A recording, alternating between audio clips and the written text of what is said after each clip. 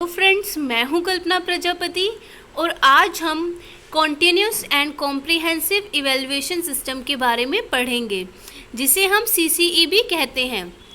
जो हमारी national policy of education थी 1986, एनसीएफ जो है 2005 और आरटीई एक्ट 2009, इन तीनों ने रिकमेंडेशन दी थी सीसीई की। और जो हमारा जो न्यू एक्ट हमारा अभी आया है, जो भी हमारा इम्प्लीमेंट नहीं हुआ, उसके अंदर भी रिकमेंडेशन दी गई है सीसीई के बारे में।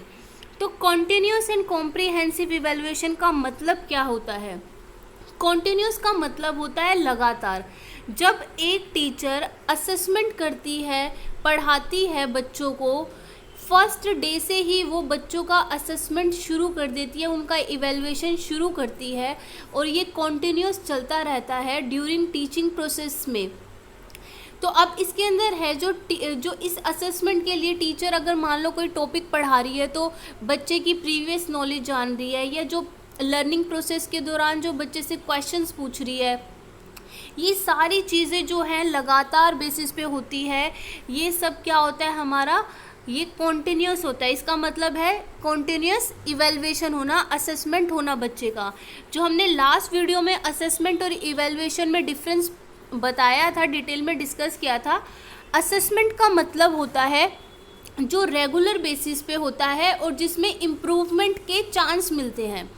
लेकिन इवैल्यूएशन होता है जब बच्चे के असेसमेंट पे रैंकिंग दे दी जाती है, उसे एक पोजीशन दे दी जाती है और जिसे हम चेंज नहीं कर सकते, वो हमारा इवैल्यूएशन होता है। जैसे कि आप मान लीजिए जो आपके 10th के बोर्ड के एग्ज़ाम हैं, जो प्री बोर्ड होता है वो आपका असेसमेंट है। जो भी क्लास टेस्ट हो रहे हैं, प्री बोर्ड हुआ, वो सब असेसमेंट का पार्ट थे। लेकिन इवैल्यूएशन क्या हुआ, जो आपने फाइनल एग्ज़ाम दिए और उस एग्ज़ाम के अकॉर्डिंग आपको रैंकिंग मिल गई, एक टैग लग गया कि आपकी रैंक ये है, इतने % मार्क्स आए हैं, जो चेंज नहीं हो सकते, वो इवैल्यूएशन होता है, जो हमारे ईयर के एंड में होता है। और या अब 2 टाइम्स होता है, जो हमारे सबमिटिव टेस्ट होते हैं, SA1 और SA2 भी कहते हैं जिसे शॉर्ट फॉर्म में, वो हमारा इवैल्यूएशन में काउंट होगा। आप प्लीज़ लास्ट वीडियो देखिए, आपको अच्छे से क्लियर होगा। तो कॉन्टिन्यूस का मतलब है जब भी हमारा जो 1 अप्रैल से ही बच्चा जैसे ही क्लास में आता है, एक टीचर कॉन्टिन्यूस रूप से हर टाइम, चाहे वो ड्यूरिंग रिसर्च पीरियड हो, रिसर्च पीरियड में भी बच्चे का असेसमेंट कर रही होती है, बच्चे के डिस्पर्सल के टाइम पे भी बच्चे का असेसमेंट हो रहा होता है कि उसमें कितनी मोरालिटी है, कितने रूल्स फॉलो कर रहे हैं बच्चे, डिसिप्लिन कितना है, हर चीज़ ये जो लगातार बेसिस पे चलती रहती है और जिसमें बच्चे को इम्प्रूवमेंट की जा सकती है। अब इसके अंदर क्या होता है, ये कॉन्टिन्यूसली इसलिए होता है क्योंकि असेसमेंट टीचिंग और लर्निंग का पार्ट होता है। टीचिंग और लर्निंग बिना असेसमेंट के नहीं हो सकती। अगर कोई टीचर कुछ पढ़ा रही है तो साथ में उसे क्वेश्चन पूछना ही पड़ेगा कि बच्चों को कहाँ तक समझ में आया। तो वो क्या होता है, वो असेसमेंट से ही होता है। कोई एक्टिविटी कराई, एक्टिविटी में क्या रिजल्ट मिल रहा है, क्या नहीं मिल रहा, वो हाथ की हाथ जो हम करते हैं वो असेसमेंट होता है। या हम जो क्लास टेस्ट लेते हैं, टीचर ने आपको क्लास टेस्ट में आपने 10 में से मान लो आपके 5 मार्क्स आए, तो आपकी गलती पता चल गया, आपको डायग्नोज कर लिया कि आपकी ये गलती है, और फिर उसको अंदर इम्प्रूवमेंट रेमेडियल टीचिंग देगी, टीचर आपको दोबारा से पढ़ाएगी। और फिर ये सब क्या है, ये असेसमेंट का पार्ट है, ये चेंज हो रहा है। अब एक कॉम्प्रिहेंसिव का मतलब क्या होता है? कॉम्प्रिहेंसिव का मतलब होता है जब हम बच्चे की पर्सनैलिटी के दोनों पक्ष, जो उसके व्यक्तित्व के शैक्षिक और अशैक्षिक पक्ष, यानी स्कॉलस्टिक और को स्कॉलस्टिक, या हम करिकुलर या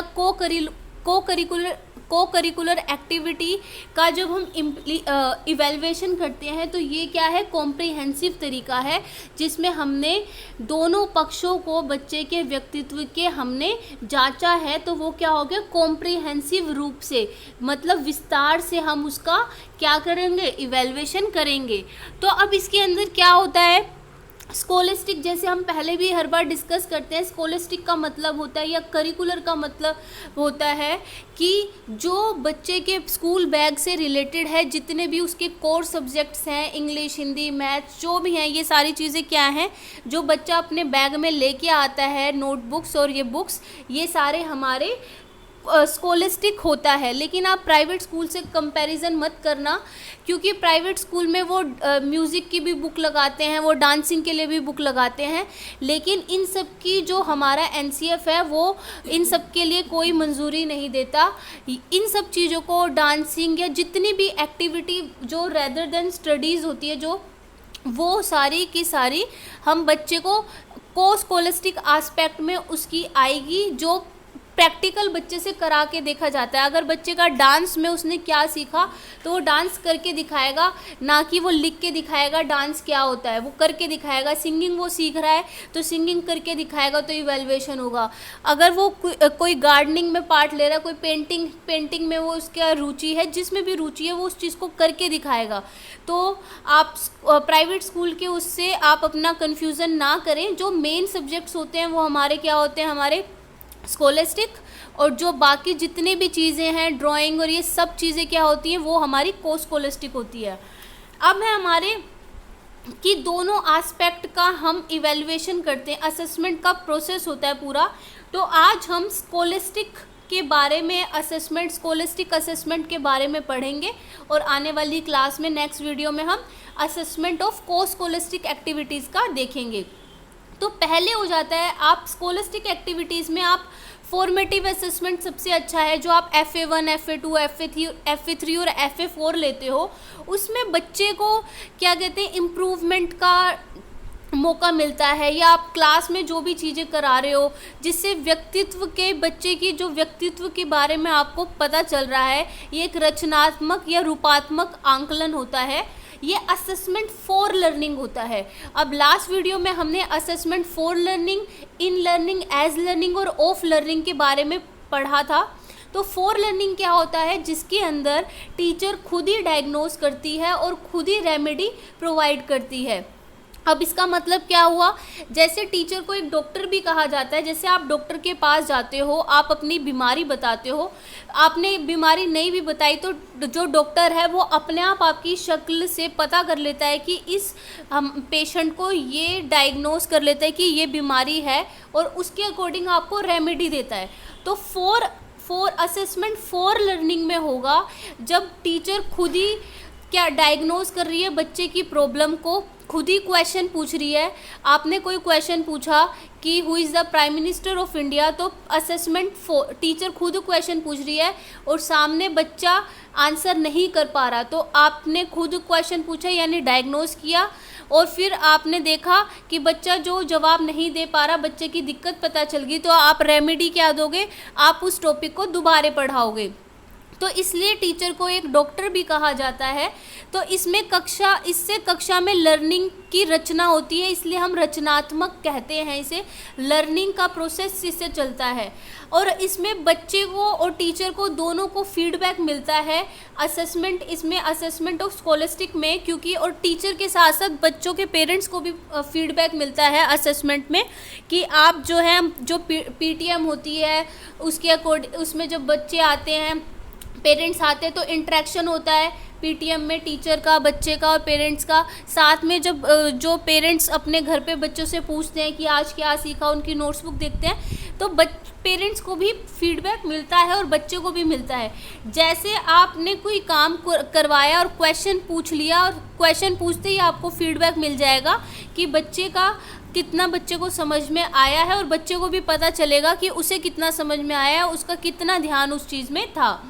तो डायग्नोज में क्या होता है, डायग्नोज में लर्निंग में क्या प्रॉब्लम है, डायग्नोज पॉजिटिव चीज़ के लिए भी होता है कि आपने कि क्या प्रॉब्लम है, क्या कमी है, क्या खूबी है। आपने मान लो आज कोई एक्टिविटी से कोई टॉपिक को आपने पढ़ाया है, तो आप क्वेश्चन पूछ रहे हो, यानी आप डायग्नोज कर रहे हो कि बच्चे क्या रिस्पॉन्स देंगे, और वो सारे आंसर्स सही बता रहे हैं। तो आपने क्या किया, आपको डायग्नोज में अच्छा रिजल्ट मिला, फिर आपको बच्चों की खूबियाँ पता चली, नई नई चीज़ें पता चली, और आपको ये भी पता चला कि एक्टिव पार्टिसिपेशन से बच्चे अच्छे से सीखते हैं। और रेमेडी में क्या होगा, अगर डायग्नोज करते टाइम पे हमें कोई दिक्कत पता चल रही है तो हम उसी टॉपिक को हम दोबारा पढ़ा देंगे। तो अब जो टीचिंग होती है वो दो टाइप की होती है, एक होती है रियल टीचिंग जिसे हम वास्तविक कहते हैं, और रेमेडियल टीचिंग होती है जो बाद में की जाती है। रियल टीचिंग हो गई कि मैं इस टॉपिक को आपको फर्स्ट टाइम पढ़ा रही हूँ तो ये वास्तविक है, जो फर्स्ट टाइम टीचर ने पढ़ाया वो रियल टीचिंग है। लेकिन जब उसी टॉपिक को हम दोबारे पढ़ाते हैं तो वो रेमेडियल टीचिंग हो जाती है। हमने वो दोबारे इसलिए पढ़ाया क्योंकि जो हमारा लर्निंग प्रोसेस था उसमें थोड़ी कमी रह गई, इसलिए हमने बच्चे की जो उसको पूरा सेटिस्फेक्शन प्रोवाइड कराना है और उसकी कमियों को दूर करना है। टीचर एक डॉक्टर है, क्योंकि अगर स्टूडेंट सेटिस्फाई नहीं होते तो टीचर को रेमेडियल टीचिंग प्रोवाइड करनी पड़ती है और डायग्नोस करके ही रेमेडी दी जा सकती है। इसलिए जो डायग्नोज और रेमेडी दोनों साथ साथ चलते हैं। ऐसा नहीं है कि आज आपने डायग्नोज कर लिया और पूछा कि आप प्राइम मिनिस्टर का नाम बताओ, बच्चा नहीं बता पा रहा और रेमेडी आप बाद में दोगे, आप रेमेडी साथ के साथ उसे प्रोवाइड करोगे। तो रेमेडी और डायग्नोज साथ साथ चलेंगे। अब रेमेडी की ऑब्जेक्टिव क्या होता है, हम रेमेडी क्यों देते हैं? हम रेमेडी इसलिए देते हैं जिससे बच्चे की खूबियाँ, उसकी कमियाँ पकड़कर उन्हें बताकर हम उनकी जो कमियों और खूबियों को दूर करी जा सके। तो अब हम देखते हैं कि ये है इट इज़ इंटरनल असेसमेंट। ये हमारा इंटरनल असेसमेंट होता है। It is related with teacher और स्टूडेंट के बीच में बात होती है ये सारी। इसमें कोई हम किसी और क्लास को इंक्लूड नहीं करते, एक टीचर और स्टूडेंट के बीच में बात है। अगर जो सब्जेक्ट का टीचर है उसी से आपका इंटरेक्शन होगा। It is the matter of teacher और स्टूडेंट का मैटर होता है विद इन द क्लासरूम, सारी चीज़ें रहती हैं। क्लास टीचर, सब्जेक्ट टीचर ये टीचिंग के दौरान कराती हैं। अब कुछ असेसमेंट इसके अंदर इनफॉर्मल असेसमेंट ज़्यादातर होता है, फॉर्मल भी हो सकता है। जैसे आप फॉर्मेटिव असेसमेंट, जैसे इसमें आपने देखा FA1, FA2, FA3 और FA4 है। इसके लिए आप पूरी प्लानिंग करके आए हो, आपने पूरा पेपर सेट किया, लेकिन फिर भी आपने फिर बाद में उसी टॉपिक को पढ़ा के रेमेडी दी गई, तो उसके अंदर वो हुआ पूरा प्लानिंग से। लेकिन जो मेनली जो ज़्यादातर असेसमेंट हम करते हैं वो इनफॉर्मल वे में करते हैं। हमने कोई प्लानिंग नहीं करी, कुछ नहीं सोचा, बस अनप्लान तरीके से, अनडेटरमाइंड तरीके से मैं पढ़ा रही हूँ, बच्चा नहीं समझ पा रहा, मैंने अपनी स्किल्स का यूज़ किया, मैंने प्रोबिंग स्किल्स उसको अच्छे दूसरे तरीके से समझाया, और ये जितनी भी टीचिंग की स्किल्स हैं मैंने यूज़ करी बच्चे को कॉन्सेप्ट समझाने के लिए। वो कोई मेरी प्लानिंग का, ऑब्जेक्टिव का उससे कोई लेसन प्लानिंग का रिलेशन नहीं था, ये मैंने ड्यूरिंग द टीचिंग प्रोसेस। अब जैसे आता है क्वेश्चन कि मान लो जो ऑब्जेक्टिव है, जो यह टीचर ने एक लेसन प्लानिंग बनाई है, टीचर को हमेशा अपने लेसन के प्लानिंग के अकॉर्डिंग जो क्वेश्चंस उसने सेट किए हैं वो पूछने चाहिए, या जो अभी वो पूछ रही है और बच्चा जैसा रिस्पॉन्स कर रहा है उसके अकॉर्डिंग पूछने चाहिए। तो आंसर आएगा कि लेसन प्लान हम बनाते हैं एक ओवरव्यू के लिए, लेकिन वो रखा रह जाता है कई बार। जैसे आपने क्वेश्चन सेट किए हैं और क्लासरूम सिचुएशन उससे अलग मिली, तो आप अपने लेसन प्लान पे नहीं रहोगे कि नहीं मैंने ये बनाया था तो मैं यही कराऊंगी। आपको प्रेजेंट सिचुएशन के अकॉर्डिंग, आपको अपने क्वेश्चन की प्रोबिंग स्किल्स के अकॉर्डिंग उसको चेंज करना है और बच्चे को समझाना है अलग तरीके से। लेकिन आपका जो ऑब्जेक्टिव है वो फुलफिल होना चाहिए। जो आपने जो बिहेवियरल ऑब्जेक्टिव सेट किए थे कि आज बच्चे को ये सीखने को मिलेगा, वो पूरे होने चाहिए। बाकी का जो आप लेसन प्लान है वो सिचुएशन के अकॉर्डिंग चेंज कर सकते हो। तो इनफॉर्मल असेसमेंट हो रहा है, कोई प्रॉपर प्लानिंग नहीं है, कुछ नहीं है। और जो ये इसका असेसमेंट का, इस वाले जो असेसमेंट का हम करते हैं, इसका पर्पस कोई मार्क्स देना, कोई ग्रेडिंग करना नहीं होता, बल्कि इसका पर्पस होता है लर्निंग को इम्प्रूव करना। अब ये जो हम फॉर्मेटिव असेसमेंट है वो हम कैसे कैसे कर सकते हैं, क्या हमारे टूल्स हैं, क्या टेक्निक है फॉर्मेटिव असेसमेंट के लिए। अब फॉर्मेटिव असेसमेंट, अब जो टेक्निक और टूल में डिफरेंस होता है, टेक्निक का मतलब है कि वो मेरे अभी दिमाग में है, मैंने सोचा है, और टूल है जो सबको दिखता है। जो टेक्निक है कि मैं इस टॉपिक को स्टोरी टेलिंग से पढ़ाऊंगी, इसमें मैं मोनो एक्टिंग करवाऊंगी, इसमें इंटरव्यू लूँगी, ये सब मैंने अपने दिमाग में पूरी प्लानिंग कर ली, ये मेरी टेक्निक है। लेकिन प्रेजेंटेशन टूल में दिखेगी जब मैंने उसके लिए पूरे डायलॉग लिखे, तो वो क्या है, मेरा टूल दिख रहा है। मैंने दिमाग में सोचा, टेक्निक है कि ऑब्जेक्टिव टाइप पेपर मुझे सेट करना है, और टूल है कि वो क्वेश्चंस मैं लिख रही हूँ, पूरा बना रही हूँ। तो ये टेक्निक जो दिमाग में होती है, दिमाग में सोचा कि मेरे को इंटरव्यू लेना है, और टूल में क्या दिखेगा कि मैंने इंटरव्यू के क्वेश्चंस लिख लिए और मैं उसको प्रेजेंट कर रही हूँ, क्वेश्चंस पूछ रही हूँ।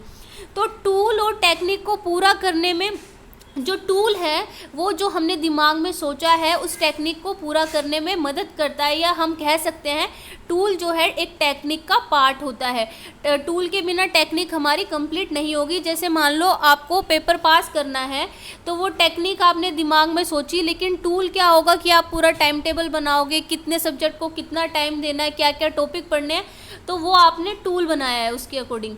अब जैसे ऑब्जर्वेशन एक टेक्निक है, आपने दिमाग में सोचा कि मैं इस ऑब्जर्वेशन कर रही हूँ कि इस टॉपिक को या बच्चे का ऐसे पढ़ाया जाए कि बच्चा डांस करके दिखा रहा है, बच्चा या लिख के दिखा रहा है, राइटिंग स्किल्स आपको बच्चे की सुधारनी है, तो आपने ऑब्जर्वेशन किया कि बच्चे को एम लिखने में गलती है, वो डब्ल्यू ठीक नहीं लिख पा रहा, वो उसके जो अल्फ़ाबेट्स हैं वो क्लियर नहीं है, तो आपने ऑब्जर्व कर लिया। अब आपने टेक्निक दिमाग में सोची है ऑब्जर्वेशन की, और टूल क्या है, अब हेल्प किसकी ले रहे हो, आप हेल्प ले रहे हो, क्या कहते हैं, आपने जो शीट्स आती हैं जिनके ऊपर दोबारा वो अल्फ़ाबेट्स लिखने होते हैं, इन सब की हेल्प ली आपने बच्चे की हैंडराइटिंग सुधारने के लिए। तो ऑब्जर्वेशन एक टेक्निक है। टूल क्या हुआ, आपने ऑब्जर्वेशन का शेड्यूल बना लिया कि किस टाइम मुझे ऑब्जर्वेशन करने जाना है, किस क्लास का क्वेश्चन पेपर देना है ऑब्जर्वेशन के लिए। अब प्राइमरी में जो है लर्निंग के टाइम में ऑब्जर्वेशन बहुत ज़्यादा ज़रूरी होता है। टीचर को एक बहुत अच्छा साइकोलॉजिस्ट होना चाहिए कि वो बच्चे की शक्ल देखते ही वो बता सके कि बच्चे को क्या समझ में आ रहा है, और क्लास फर्स्ट और सेकंड में तो ये बहुत ज़्यादा मस्ट है, और उसी के अकॉर्डिंग हमें अपना शेड्यूल बनाना होता है, अपने एकदम में क्वेश्चन सेट कर लेने होते हैं। ऑब्जर्व किया कि बच्चा इनडिसिप्लिन में है, वो ध्यान नहीं दे रहा, वो बाहर देख रहा है, तो आपने एकदम से उससे क्वेश्चन पूछ लिया कि हाँ ये बताओ इसका, कि जो भी आप पढ़ा रहे हो उससे रिलेटेड क्वेश्चन आपने पूछ लिया, तो इसका मतलब है कि जो बच्चा है वो क्या होगा, वो एक्टिव हो जाएगा, वो आपकी तरफ ध्यान देगा। तो ये क्या, आपने क्वेश्चन पूछ के आपने उस ऑब्जर्वेशन पे एक टेक्निक यूज़ करी, उस टेक्निक पे एक टूल यूज़ किया है। अब जैसे ओरल टूल्स और टेक्निक कौन कौन सी होती है, सबसे ज़्यादा हमें छोटे बच्चों को, प्राइमरी क्लासेस को हमें ओरल पे ध्यान देना है। जैसे ओरल में आएंगे कि बच्चों के मुख से निकलवाना है, क्योंकि यही टाइम है कि उनकी लैंग्वेज की इम्प्रूवमेंट हमें करनी होती है। जैसे आपने इंटरव्यू ले लिया, वाइवा है, डिबेट करा रहे हो आप, स्पीच दे रहे हैं बच्चे, रीडिंग है, पोम है, story, question asking from the students, group discussion हो रहा है, एक्सटेम्परी हो रही है, क्विज हो रही है, मैनी मोर। तो ये सारी क्या होती है, हमारी ओरल टूल एंड टेक्निक्स होती हैं। और रिटर्न में आप क्या कर सकते हो, डिक्टेशन दे दी, बच्चे मिस्टेक्स बहुत करते हैं तो बचपन में ही उनकी गलतियां ठीक करनी होती है। स्क्रिप्ट राइटिंग लिखवाने को कह दिया, अगर थोड़े बड़े हो रहे हैं तो रिपोर्टिंग के लिए बोल दिया, आंसर ऑफ क्वेश्चंस के आंसर पूछ लिए, कोई प्रोजेक्ट दे दिया, राइटिंग करवा रहे हो, ऐसे राइटिंग है। अनुलेख का क्या मतलब होता है, सेम बनावट के साथ बोर्ड से कॉपी करना। अनुलेख क्या होता है, देखो अनुलेख है जैसा जितना आपने स्ट्रोक्स लगाए हैं एक अल्फ़ाबेट को लिखने के लिए, जितने भी स्ट्रोक्स का आपने यूज़ किया है और जिस तरीके से किया है, जब सेम टू सेम बच्चा कॉपी करेगा तो वो होती है अनुलेख, सेम बनावट के साथ। लेकिन सुलेख क्या होता है, सुलेख होता है कि वो साफ लिखे, उस चीज़ को सही बनावट के साथ लिखे। लेकिन अनुलेख का मतलब है कि डिट्टो कॉपी करे, कोई भी चीज़ अलग नहीं होनी चाहिए, तो वो होता है हमारा अनुलेख। अब अदर मिसलेनियस चीज़ें भी हो सकती हैं इसमें, जैसे आप रोल प्ले करा रहे हो, मॉडल है, कोई सर्वे है, मोनो एक्टिंग है, पावर पॉइंट प्रेजेंटेशन कह दिया, तो ये सारे इसमें आते हैं। अब नोट में आ जाता है कि अध्यापक को सबसे कम क्या यूज़ करना चाहिए। तो हमें सबसे ज़्यादा रिटन एग्जामिनेशन को अवॉइड करना चाहिए। फॉर्मेटिव टेस्ट में हमें ओरल पे ज़्यादा ध्यान देना चाहिए, क्योंकि अगर हम रिटन पे ध्यान देंगे, मान लो आप पढ़ा रहे हो और आपने बोला कल इसका टेस्ट होगा, तो बच्चा वो है ना रटने में उसको लग जाएगा। लेकिन आप पढ़ा रहे हो, कोई स्टोरी पढ़ा रहे हो, साथ के साथ आप क्वेश्चन प्रोब कर रहे हो, बच्चे आंसर कर रहे हैं, तो उनको वैसे ही लर्न हो जाएगा। तो आप ओरल पे ध्यान दो, बच्चे के मुख से सुनो सारी चीज़ें, तो आपको पता चल जाएगा कि कितना ये लर्निंग प्रोसेस हो रहा है। तो प्राइमरी क्लासेस में ओरल बहुत ज़्यादा ज़रूरी है। अब जो सबमिटिव असेसमेंट कैसे करोगे आप इसका, स्कोलेस्टिक का सबमिटिव असेसमेंट, या जिसको हम कहते हैं सारांशात्मक या समरी। सबमिटिव असेसमेंट होता है assessment of learning. Assessment of learning हमने लास्ट क्लास में पढ़ा था। ऑफ लर्निंग होता है जो पेन पेपर टेस्ट होता है, जिसमें आपको मार्क्स मिल गए तो वो चेंज नहीं हो सकते, आपको रैंकिंग मिल जाएगी, आपकी वैल्यू जजमेंट हो जाएगी। जैसे आपके 10th के बोर्ड के मार्क्स हैं, 12th के बोर्ड के मार्क्स हैं, ये सब चेंज नहीं हो सकते, ये सबमिटिव असेसमेंट हो जाएगा। ऑफ लर्निंग है असेसमेंट ऑफ लर्निंग, कि आपने पूरे साल क्या पढ़ा उसका असेसमेंट करना। अब जैसे टर्मिनल टेस्ट ले रहे हैं, फर्स्ट टर्म है, सेकेंड टर्म है, पहले 3 टर्म्स होते थे, फर्स्ट टर्म, मिड टर्म और फाइनल टर्म होते थे।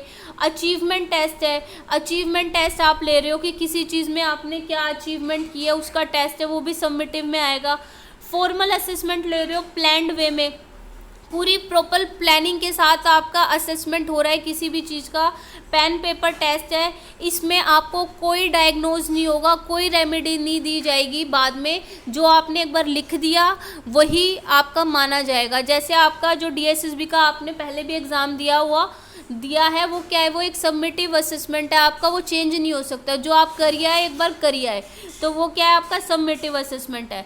अब है जैसे स्टूडेंट जो को मार्क्स मिलते हैं इसके अंदर, इस असेसमेंट में, लेकिन आप जैसे सीटेट का पेपर देखोगे, सीटेट का पेपर आप सबमिटिव और क्या है फॉर्मेटिव दोनों ले सकते हो। अगर मान लो सिर्फ आपने एक ही बार सीटेट दिया है, ठीक है, और आपके जितने भी मार्क्स आ गए, मान लो आपके 100 मार्क्स आ गए, तो आप उसको कैसे, वो अभी आपका क्या है, सबमिटिव असेसमेंट है, ठीक है। आपके 150 में से 100 मार्क्स सीटेट में आ गए, वो सबमिटिव है। लेकिन सीटेट में आपको मौके मिलते हैं कि आप अपने नंबर्स में इम्प्रूवमेंट कर सकते हो। आपने दोबारा क्या दिया, दोबारा सीटेट का एग्ज़ाम दे दिया, फिर आपके और कुछ मार्क्स आए, तो अब ये क्या है, आपके मान लो आपकी बार 100 से क्या कहते हैं 110 आ गए, तो इम्प्रूवमेंट आपने कर ली। तो आपका जो ये इस टाइम पे जो सबमिटिव की जगह वो फॉर्मेटिव माना जाएगा, तो जिसमें आपको सुधारने का मौका मिलता है वो आपका फॉर्मेटिव बन जाता है। लेकिन जिसमें आपको सुधारने का मौका नहीं मिलता वो फॉर्मेटिव नहीं बनता, वो सबमिटिव कहलाता है। जैसे आपके 10th के बोर्ड के एग्ज़ाम के मार्क्स हैं, 12th के हैं, वो सबमिटिव है। लेकिन आपने इम्प्रूवमेंट का पेपर आप भरिया है कि मेरे मार्क्स अच्छे नहीं है, मैं इम्प्रूवमेंट करना चाहता हूँ, तो आप जो इम्प्रूवमेंट का पेपर भरना चाहते हो, मान लो आपने इंग्लिश का पेपर भरा, तो अब जो आपने इंग्लिश सबमिटिव दिया था वो आपका वो वाला फॉर्मेटिव बन जाएगा, और जो नए मार्क्स आएंगे वो आपके सबमिटिव में कंसीडर होंगे। तो या कोई बच्चा फेल हो जाता है, 10th में वो फेल हो गया, तो वो क्या हो जाएगा, अब सबमिटिव के पेपर दिए थे उसने पेन पेपर टेस्ट, लेकिन अब वो दोबारा से 10th कर रहा है, तो उसके जो मार्क्स आएंगे वो क्या हो जाएगा, अब असली सबमिटिव वो कहलाया जाएगा। जब भी वो दिखाएगा किसी को अपने 10th के रिजल्ट, तो बाद वाला दिखाएगा। तो है इसमें, तो आप ये देख रहे हैं ये कुछ एक्सेप्शंस होते हैं, इनको आपको क्वेश्चन को अच्छे से पढ़ के फिर ध्यान में देखना है कि बच्चा फेल हो रहा है, क्या हो रहा है, ये सब भी आपको देखना है। तो अब ये जैसे एक्सेप्शंस इसके हैं कि कुछ फॉर्मेटिव असेसमेंट जो है सबमिटिव की तरह लगते हैं, कि जिसके अंदर FA1, FA2, FA3 और FA4 है, इसके अंदर क्योंकि प्रॉपर प्लानिंग की जाती है। या अब जैसे इसमें लिखा ही हुआ, अगर कोई भी बच्चा और any child her submissive assessment could be like formative assessment हो सकता है। जैसे रमेश का गणित का कंपार्टमेंट आ जाए तो रमेश को सबमिटिव उसका फॉर्मेटिव बन जाएगा, कि जो गणित है अब वो उसकी क्या बन गई, वो फॉर्मेटिव बन गई, क्योंकि उसे रेमेडी और डायग्नोज हुई गलती कि वो फेल हो गया और उसको रेमेडी का मौका मिला, उसको रेमेडी उसने कर ली, तो अब वो वही चीज़ उसकी क्या बन गई थी, फॉर्मेटिव बन गई थी। तो अब नेक्स्ट क्लास में हम कोस कोलेस्टिक के बारे में पढ़ेंगे। तो मिलते हैं आपसे नेक्स्ट वीडियो में। तो वीडियो को शेयर करना ना भूलिए और चैनल को सब्सक्राइब कीजिए।